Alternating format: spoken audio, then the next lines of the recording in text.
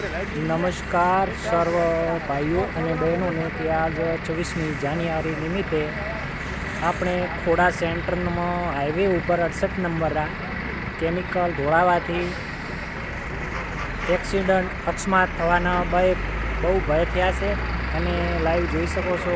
ગાડીયા સક્કા જોમ છે, બધી લાઈન લાગેલી છે. તમે નજર પડે એટલી ગાડી જ લાગે છે. સર્વ ભાઈઓને કે વાહન ધીમે બિલકુલ ચલાવવું અને બનતું પછી તે 68 નંબરના હાઈવે ઉપર વાહન લઈને ચાલવું નહીં.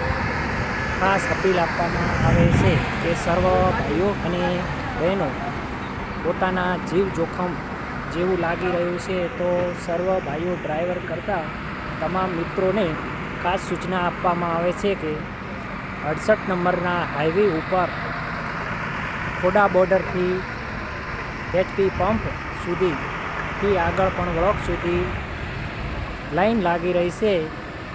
તો તમામે મિત્રોને ખાસ કે ધીમે ચાલવું અથવા તો આ હાઈવે ઉપર ચાલવું નહીં આજે. ઓકે, નમસ્કાર, થેન્ક યુ, ડન.